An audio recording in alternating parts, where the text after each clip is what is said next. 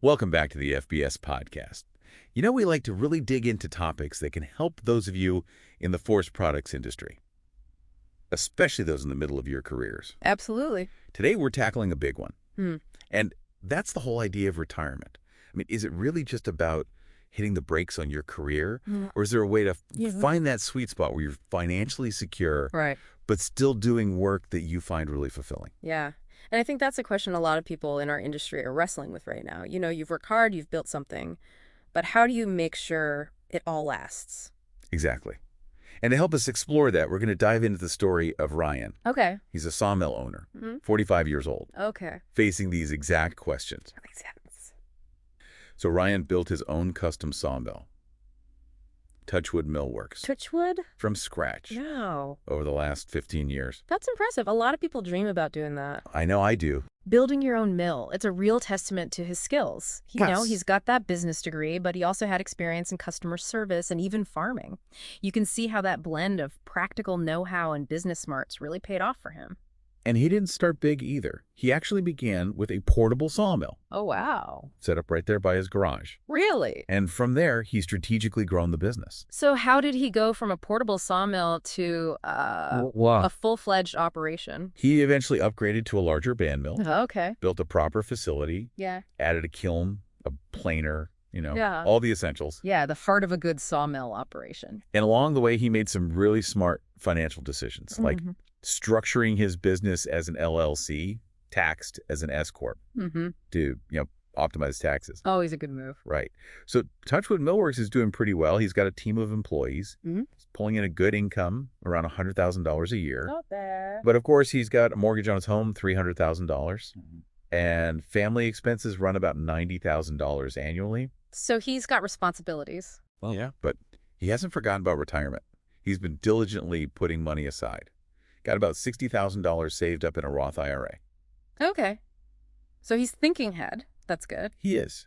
And his goal is to retire at 67. Mm-hmm. Sell the business for around $500,000, ideally to someone who will keep it going. Oh, that's nice. Wants to see his legacy live on. He's even thinking about one of his employees taking the reins. Oh, so he trusts someone who knows the business. Exactly. But the big question is this plan enough to really support his retirement dreams? He wants to be comfortable. Right. And that's what it all comes down to, having the financial security to enjoy those retirement years. Exactly. He's done some calculations based on the rule of 25, Mm-hmm. which basically says you need 25 times your annual expenses saved up to retire comfortably. Okay, so the rule of thumb, trying to see if he's on track. Right. So in his case, with $90,000 in yearly expenses, Mhm. he'd need a hefty sum, like $2.25 million to maintain that lifestyle in retirement. He seems to be aiming for a portfolio of around $1.35 million, maybe figuring he'll cut back a bit when he retires. Yeah, expenses tend to shift in retirement, but still, it's a sizable goal. So is there a gap between where he is now and where he wants to be? That's what we need to figure out, and we'll do that right after the break. Sounds good. I'm curious to see how this unfolds. Me too. It's a story a lot of folks can relate to. Definitely. Especially in the forest products world, building a business takes a lot of focus. And sometimes planning for the future can get pushed aside. Right. We'll be back in a moment. Stay with us. So we're back with the story of Ryan, our 45-year-old sawmill owner who's starting to think seriously about retirement. Right, and we were just talking about this potential gap between his current savings trajectory and that target of $1.35 million. Right. So how concerned should he be? Is this something to really worry about? Well, let's factor in some other things, like Social Security. He's projected to receive about $3,000 a month. Plus, he's got that potential $500,000 from selling the business. But even with all that, there could still be a shortfall. And this is where things get tricky for a lot of business owners. In what way? Well, you've poured so much into your company, it's your baby. Yeah. But sometimes that means long-term financial planning gets put on the back burner. Seems so focused on the day-to-day. Exactly. So where does Ryan go from here? How can he make sure his retirement vision becomes a reality? That's the million-dollar question, isn't it? And that's what we're going to unpack next. We'll look at some strategies, some options he might not even have considered. Okay. I'm ready to dive in. Let's do it. We'll be back after the break. Stay tuned.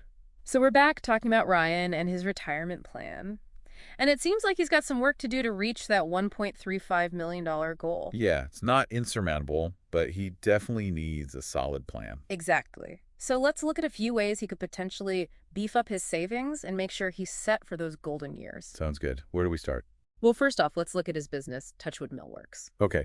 So how can he increase its value before he actually retires? Is that what you're thinking? Right. We want to think like a potential buyer here. What would make the business more attractive? I see. So it's not just about growing for the sake of growth. It's about strategic growth that adds real value. Exactly. One thing he could consider is investing in some upgrades, things that could boost productivity and efficiency.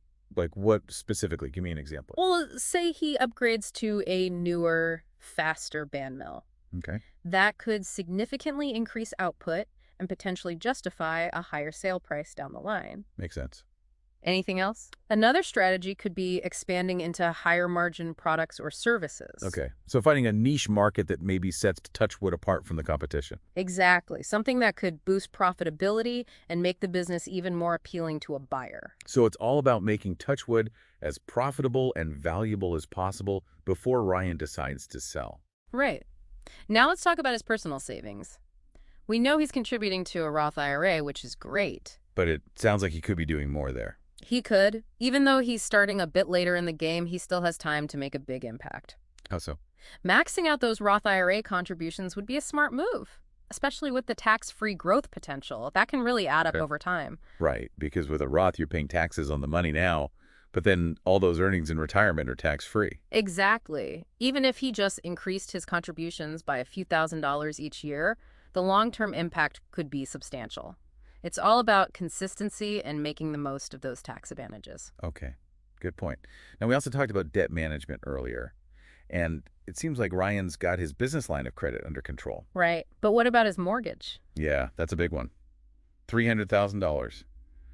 Any advice there? Paying that down faster could free up some serious cash flow in the long run. Especially as he gets closer to retirement. Right. Less debt equals more financial freedom and flexibility. Absolutely. Now let's talk about the sawmill sale itself. That's obviously a crucial part of his retirement plan. But it seems like there's more to it than just deciding to sell. Oh, definitely. Preparation is key here. He needs to make sure everything is in order in order to attract the right buyer. Okay. Like what kind of preparation are we talking about? A meticulous record keeping is essential. He needs to be able to show a potential buyer a clear picture of the business's financial health and profitability. So almost like building a case for why Touchwood is a smart investment. Exactly. Solid numbers tell a compelling story. He also needs to think about diversifying his investments. Beyond the Roth IRA. Right. Having all your eggs in one basket can be risky. So maybe looking at index funds, bonds, or even real estate. Exactly. Creating multiple income streams for retirement so he's not solely relying on the sawmill sale and Social Security. Okay, makes sense. So we've talked about the business itself, the savings plan, debt management. Anything else Ryan should be thinking about? Lifestyle. It might sound basic, but it's a huge factor in financial planning. Oh, right.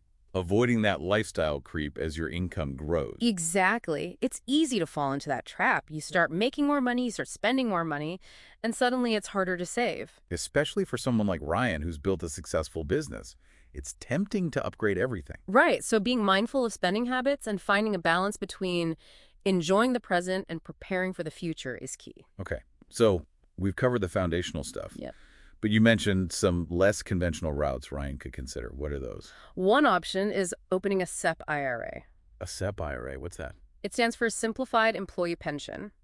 It's a retirement plan designed specifically for self-employed individuals and small business owners. It's perfect for Ryan. Exactly. And since he structured his business as an S-corp, a SEP IRA would allow him to contribute a significant chunk of his business income, up to 25% actually. Wow. That's way more than the contribution limit for a traditional or Roth IRA. And like those accounts, contributions to a SEP IRA are tax deductible, Yeah. so it can lower his tax bill now while building up his retirement savings. Okay, I see the appeal. But wouldn't that be another financial burden on top of everything else? That's a valid point. He's got a lot going on right now. So he might not be able to max out those contributions right away, but even starting small and gradually increasing those contributions over time can make a big difference. So it's a flexible option that can adapt to his changing circumstances. Right. And speaking of flexibility, here's another unconventional strategy that might be a game changer. selling a portion of his business before retirement. Instead of waiting until he's 67 to fully exit. Exactly. It's not the traditional route, but it could give him a big financial boost right now. Plus, it could allow him to stay involved in the business and mentor his successor. So kind of a win-win situation. Potentially. Imagine if he found a younger employee, maybe someone he's already been mentoring, who's interested in taking on more responsibility. They could become partners. Exactly. This employee, we'll call her Chip for now, could buy a percentage of the business now, maybe using some savings and a loan. They could work together to create a transition plan where Ryan gradually hands over more responsibility to Chip. And then when Ryan's ready to fully retire, Chip could buy out the rest of his share. Right. It's a built-in succession plan that could benefit both of them. That's really interesting. But finding the right partner would be critical, wouldn't it? Someone who shares Ryan's vision for the business. Absolutely. It's not a decision to be taken lightly, but it's a great example of thinking outside the box and exploring options that might not be immediately obvious. Okay, so we've got the traditional strategies like maxing out retirement contributions and managing debt. And then we've got these less conventional options like the SEP IRA and a partial business sale. Yeah. Sounds like Ryan has a lot to think about. He does, but the good news is he's got choices. And the most important thing is to find the right combination of strategies that align with his goals, his risk tolerance, and his personal situation. Right. There's no one-size-fits-all solution when it comes to retirement planning. Exactly. It's all about finding what works best for each individual. So it sounds like Ryan has a lot of different paths he could take as he plans for the future of Touchwood Millworks in his own retirement. Yeah, and it's great to see how a business owner like Ryan can really shape his future. Find that balance between financial security and staying involved in something he loves. That's what really stood out to me, too. It's not just about the money. It's about finding a retirement that's truly fulfilling. Exactly. We've covered a lot of ground today. From maxing out those Roth IRA contributions to exploring a SEP IRA, even a partial business sale. It's all on the table. It is. But for me, it all comes back to this idea of aligning your retirement with your values. Yeah. What do you really want out of those years? Right. It's not just about the numbers. It's about designing a life you're going to love. Exactly. And for Ryan, that might mean staying connected to Touchwood in some way. Maybe mentoring a younger partner and seeing the business thrive. And for someone else in the forest products industry, it might mean selling their business outright and pursuing a totally different passion, something they never had time for while building their career. Right. It's all about what makes you tick. Yeah. But the key takeaway for me is that it's never too early or too late to start thinking about these things. Absolutely. The sooner you start asking those big questions, the better. What do I want my retirement to look like? What are my goals? And what can I do today to make it happen? We've talked about some potential strategies, but it's up to each individual to take that information and apply it to their own situation. Right. And don't be afraid to think outside the box. Talk to some financial advisors, explore different options, get creative. It's your retirement. That's great advice. And I think Ryan's story shows us that retirement planning doesn't have to be scary or overwhelming. It can actually be exciting. It's about taking control of your future and making choices that support your long-term happiness and well-being. Exactly. Well said. So for those of you listening out there, we encourage you to take that first step. Start planning, start exploring your options, take charge of your financial future. That's what it's all about. Thanks for joining us for this deep dive into retirement planning on the FBS podcast. We hope you found it helpful and inspiring. We'll see you next time.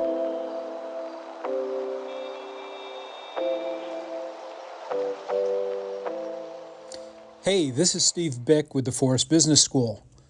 Thanks for listening to the FBS podcast, and I hope you will subscribe. The truth is, these deep dives barely scratch the surface of some of the topics we cover in the Forest Business School programs, and the podcast is a way of reaching a wider audience. Check out my website at vtfbs.com for more information. Reach out if you want to talk about one of the FBS programs or have custom training or project needs that you'd like to discuss. Again, thanks for listening to the FBS podcast.